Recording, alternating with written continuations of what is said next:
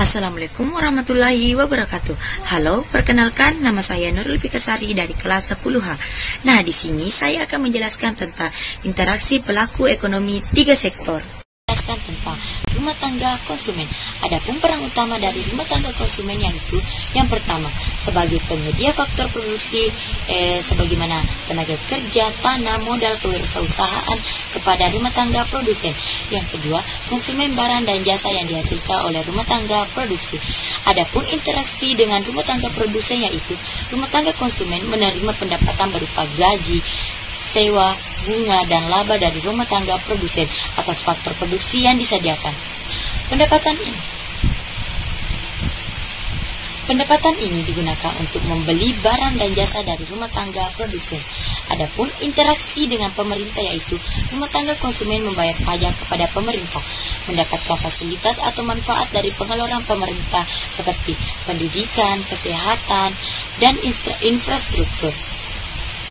Nah, yang pertama, saya akan membahas tentang rumah tangga produsen. Peran utama rumah tangga produsen yaitu produsen barang dan jasa menggunakan faktor produksi dari rumah tangga konsumen, membayar balas jasa kepada rumah tangga konsumen untuk faktor produksi yang digunakan.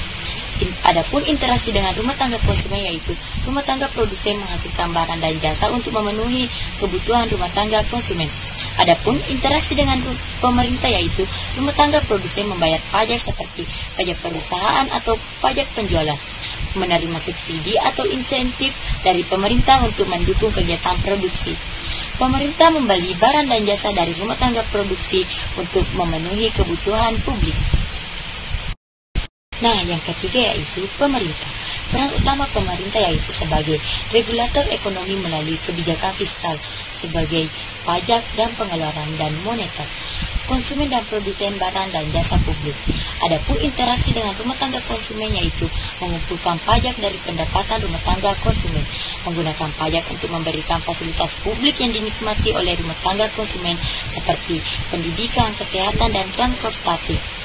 Adapun interaksi dengan rumah tangga produsen yaitu memungut pajak dari pendapatan atau keuntungan rumah tangga produsen, memberikan subsidi atau bantuan kepada rumah tangga produsen untuk mendukung produksi, membeli barang dan jasa dari rumah tangga produsen untuk memenuhi kebutuhan publik misalnya pembangunan jalan atau membeli alat kesehatan.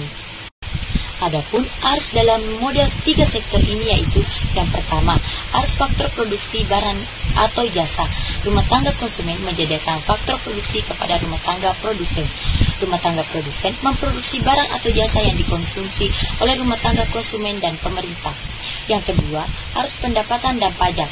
Rumah tangga konsumen menerima pendapatan dari rumah tangga produsen, namun sebagian digunakan untuk membayar pajak kepada pemerintah. Rumah tangga produsen juga membayar pajak kepada pemerintah dari keuntungan produksi. Yang ketiga, pengeluaran pemerintah.